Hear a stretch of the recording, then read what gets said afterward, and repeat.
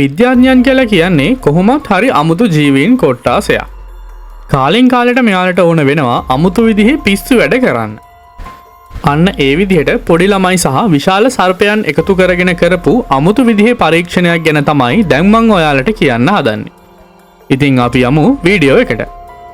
ඉතින් වීඩියෝ එකට යන්න කලින් ඔයා මගේ channel එක තාම subscribe කරලා නැත්නම් මෙන්න මේ තත්පරය අරගෙන මගේ channel එකත් subscribe කරන්න අමතක කරන්න එපා.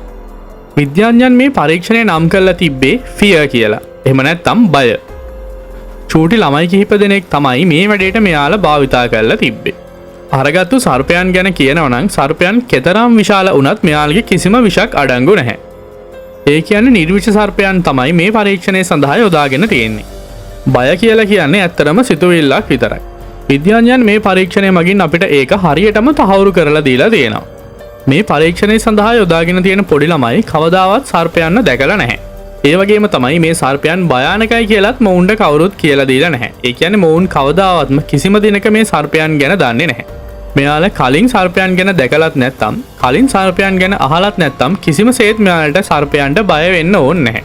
බය කියන සිතුවිල්ල අන්න ඒ විදිහට තමයි මෙන්න මේ විද්‍යාඥයන් විසින් අපිට පෙන්නලා දීලා තියෙන්නේ.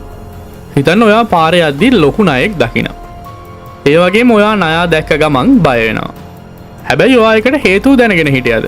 ඒකට හේතුව තමයි දැනට ජීවිත කාලය ඇතුලේ ඔයා දැනගෙන තියෙනවා ණයා කියන්නේ භයානක සතෙක් කියලා. එහෙම නැත්නම් ඔයාට කවුරු හරි කියලා තියෙනවා මේ ණයා කියන්නේ ඉතාමත් භයානක සතෙක් කියලා.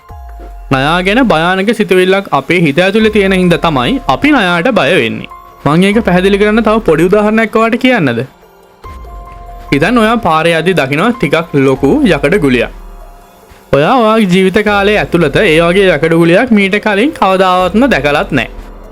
ඔයා මේ ගමන යද්දී මෙන්න මේ පාර ඉස්සරහම තියෙන යකඩ ගුලිය ඔයා අතින් අල්ලලා පාර අයිනෙන් තියලා ඔයාගේ ගමන සම්පූර්ණ කරගෙන යනවා.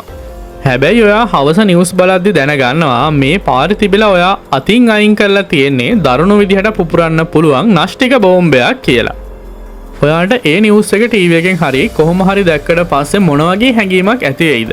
ඔයාට හිතෙයි මංගේ මොන වගේ මෝඩකමක්ද කරේ කියලා. ඒ කියන්නේ ඔයාට ලොකු කලකිරීමක් වගේම ලොකු බයකුත් ඇති වෙනවා. දැන් හිතන්න ඔයා ඊට පස්සේ දවසෙත් ඒ විදිහටම ඒ පාරෙන්ම ඒ ගමන යනවා කියලා. ආයෙ ඔයා දකිනවා කලින් දවසේ තිබ්බා වගේම යකඩ ගුලියක් ඔයාගේ පාරේ ඉස්සරහින් තියෙනවා. ඒ යකඩ ගුලිය දැක්ක ගමන්ම ඔයාගේ ඇඟ වෙවුලන්න පටන් ගන්නවා. ඉතින් දැන් ඔයා කලින් දවසේ අතින් අයින් කරා වගේ මෙන්න මේ ඉස්සරහා තියෙන යකඩ ගුලිය අතින් අයින් කරනවද? එහෙම නැත්නම් දැන් ඔයා මේ මොකද්ද තියෙන්නේ කියලා දන්න හින්දා අදාළ නිලධාරීන් දැනුවත් කරනවද? ඔය අදාළ නිලධාරීන් දැනුවත් කරේ නැතත් මට හොඳටම විශ්වාසයි මේක අතින් නම් අල්ලන්න යන්නේ නැහැ. ඒකට හේතුව මොකද? ඔයා දැන් දන්නවා ඔයාගේ ඉස්සරහ මේ තියෙන්නේ ඉතාමත් භයානක බෝම්බයක් කියලා.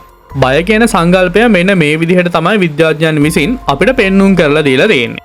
එතකොට ඔයාට හිතා ගන්න පුළුවන්ද බය කියන සංකල්පය ගැන? මේ පරීක්ෂණය කුඩා ළමයි භාවිතා කරලා තියෙන හින්දා බැලු බැලමට අපිට ටිකක් අමානුෂීය පරීක්ෂණයක් විදිහට පෙනුනට මේකෙන් ලොකු පණිවිඩයක් ලෝකයට දීලා තියෙනවා. අපි මොනවා හරි දෙයකට බයයි කියලා කියන්නේ අපිට ඒ දේ සමග තියෙන ඉතාමත් අඳුරු මතකයන්. එහෙමත් නැත්නම් ඉතාමත් භයානක සිදුවීම් වලට තමයි අපි ඒ දේ සමග මුහුණ දීලා තියෙන්නේ.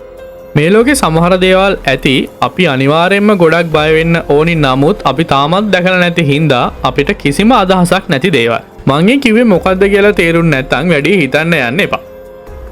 මෙන්න මේ වගේ අමුතු පිස්සු පරීක්ෂණ බලන්න මගේ channel එක subscribe කරලා අපිත් එක්ක එකතු වෙන්න කියලා ඔයාලට ආරාධනා කරන ගමන් ගිහින් එන්නම් මේ වගේ අලුත් වීඩියෝ එකකින් ඉක්මනටම හම්බ වෙමු.